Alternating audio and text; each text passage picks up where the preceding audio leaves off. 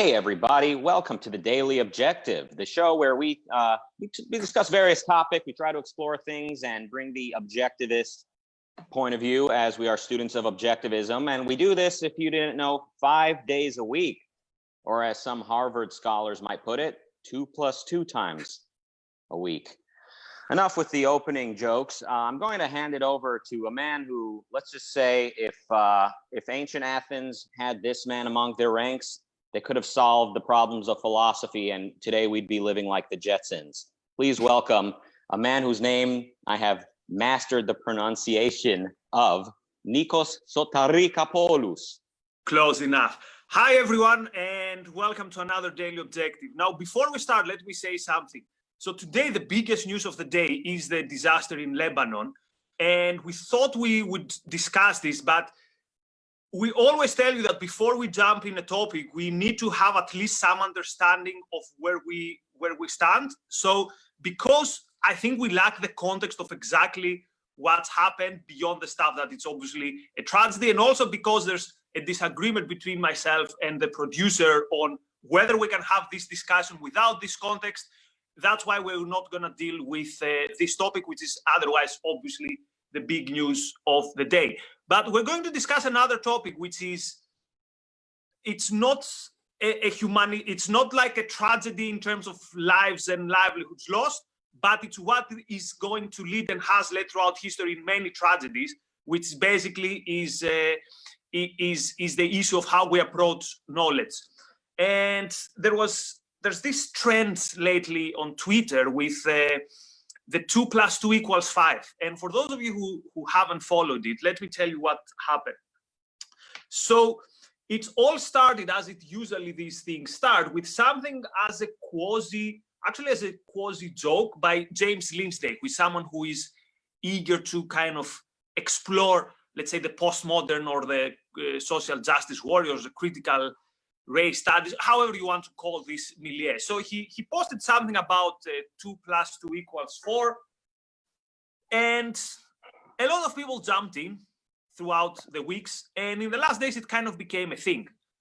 And we know that 2 + 2 = 5 comes from Orwell, which basically he says that it's the powers that be wanting you not to trust your life, and they are basically designating what reality is.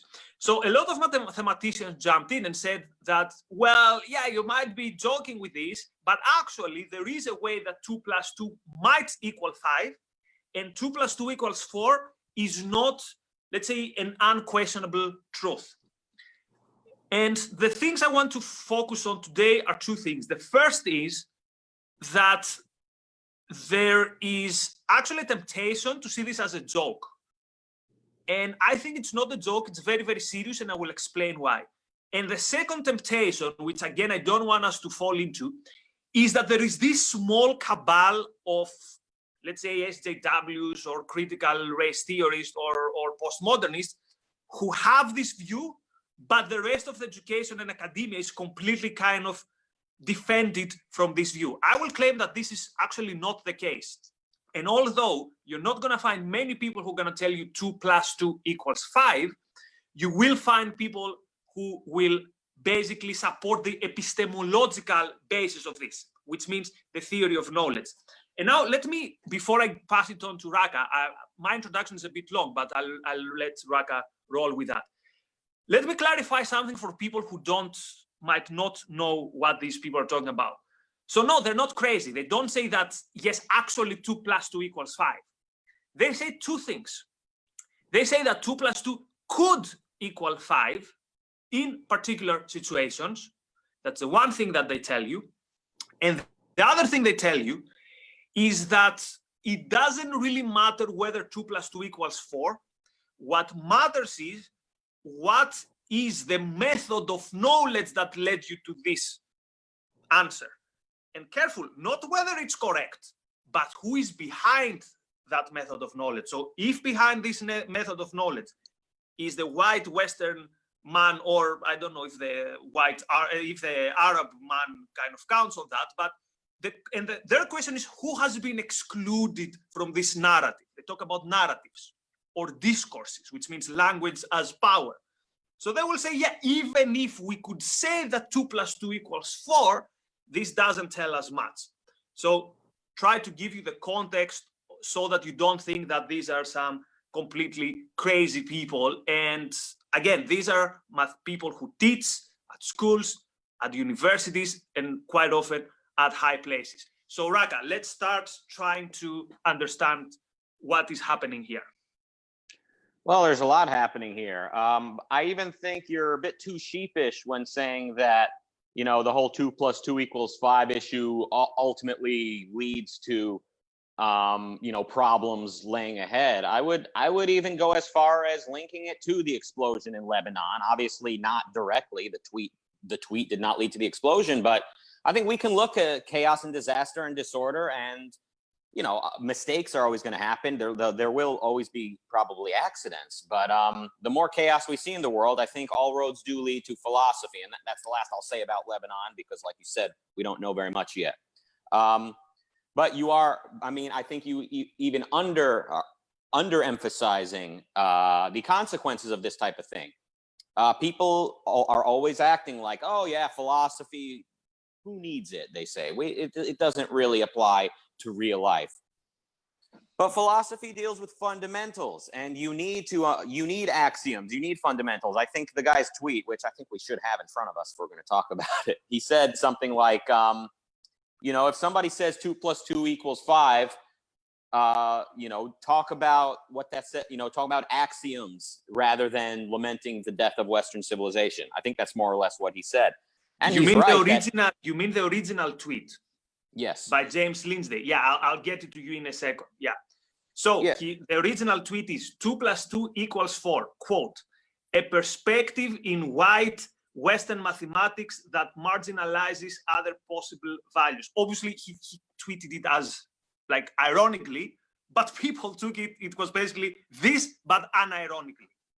Yeah, and there was another tweet by a Harvard either student or professor, somebody who graduated from there or teaches there. I don't remember, who said something along the lines of, if you hear somebody say 2 + 2 = 5, you know, discuss like the axioms of knowledge that the standard they're using, and definitions, rather than lamenting the death of Western civilization. Now, what it actually is the death of Western civilization. Oh, but it's not just starting now. It didn't start 10 years ago or even 50 years ago. It's been set in motion since arguably around the time that the United States was first forged. And because at the same time, across the ocean in Germany, you had German philosophers, in my understanding, undermining the Enlightenment, undermining the objectivity of knowledge as embraced by the Scottish and British thinkers. You had Germans exploiting the holes in the Enlightenment, exploiting the problems of philosophy that persisted, that were presented by the skeptics, and making those problems the sort of kind of face of philosophy, kind of like the bottom line of philosophy, to the point where skepticism became synonymous with objectivity, sort of, where skepticism became kind of the equivalent of certainty, if you as paradoxically as that sounds, to the point where today to be a scientist means you're skeptical, quote unquote, means like, oh no, skepticism just means, you know, holding off until you know enough. But when the goalpost is moved to the point where it's impossible to ever be certain because of philosophy, then knowledge becomes impossible, and science and technology only applies to certain facets of life, only applies to, you know, let's say building certain tools and toys. But when it comes to others, you know, social issues or politics or morality or just any other questions, any other issues, you can't be certain at all, and you cannot apply the same certainty that you applied in the science lab. And now everybody's compartmentalized, and philosophy continues to sort of eat itself and then eat itself, then regurgitate and eat itself again. Sorry for that very confusing image. To say 2 + 2 = 5 obviously reminds me and many people of the book 1984, which is surprisingly deep. It's hard to imagine anyone today writing a book like 1984. And I think there's a lot of problems with that book, the way it sort of projects dystopia that's stable enough to function long term while being so irrational. I don't think that part is correct. I would recommend Ayn Rand's Anthem and Atlas Shrugged for more of a likely vision of the future. But in 1984, the way that the whole 2 + 2 = 4 issue is brought about, if I recall, Winston, the main character, writes in his journal something like freedom means the ability to say 2 + 2 = 4, kind of like the party, the state, keeps telling you, nope, you don't get to think for yourself and figure out if 2 + 2 = 4. You need to say that 2 + 2 is what we tell you it is. And spoiler alert, at one climactic moment of the book, Winston is being tortured, and the man torturing him, the representative of the state, is holding up 4 fingers and says, "How many fingers is this?" And Winston says, "It's 4." And then he zaps him and tortures him to say it's 5. "What do you want me to say?" "It's 4." "Nope, it's 5."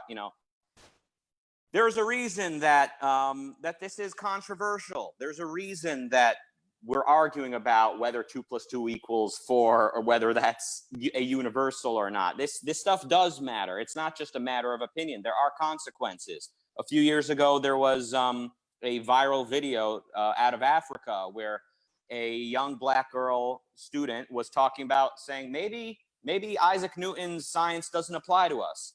Isaac Newton, the white man, maybe that's those are his principles. Maybe we don't need to be embracing, his rules of gravitation or whatever it was. And this went viral, and just like now, people were saying, "Oh, there goes science, there goes objectivity, oh, there goes civilization." And it is true that this identity politics, that all of this critical race theory and postmodernism and all of this is sort of destroying our ability to function as a civilization. But what most people don't understand is that they are enjoying the fruits of the seeds planted even hundreds of years ago by philosophers, and these are the fruits we are trying to get rid of now. We are trying to I'm working with this metaphor. We're trying to pull out those seeds that were planted, and we're trying to plant a healthier tree that addresses the problems of philosophy, that provides man with the ability to be certain, that gives you an understanding of how 2 + 2 = 4 relates to the facts on the ground, that it's not just an abstraction, that it relates not only to building tools, but also to, sex, economics, everything. Philosophy is integrated and needs to be. So there's a bit of an answer to your question, or a bit of a ramble, however you see it. But who can know, Nikos? Who can know if 2 + 2 = 4? Go ahead. So what does the 2 + 2 = 4 does? Equals 5 does to your mind? It does one thing, because again, it's worse than a mistake. 2 + 2 = 5 as a statement is a mistake, but at least a mistake can be corrected. This is telling you cannot tell whether it's 4 or 5. This does one thing. This destroys your ability to live. I'm going to be a bit dramatic, but that's exactly what it is. It tells you don't trust your mind to live. But as we know, and as objectivism makes clear, and as even Aristotle made clear, there's the law of identity. Everything is something. If everything is not something, and if my mind cannot comprehend reality, then I cannot live. And it's also in a way an issue of power, because these people are basically telling you, don't trust your eyes, trust us, right? And we go back to the discussion we had the other day, like you can be a man and have a period. But I thought, don't think. Nothing is certain. That's the one thing. So let's make very clear. This is life-destructive thing. The second thing I want to make clear, as you said, this goes back to the centuries. This is not Foucault and Derrida. Let me read one very small segment from Atlas Shrugged. We have the philosopher, Dr. Simon Pritchett. Now, part of Rand's brilliance is Rand had seen postmodernism decades before postmodernism. And you said something very important. When we give up the 2 + 2 = 4, bad things happen in the world.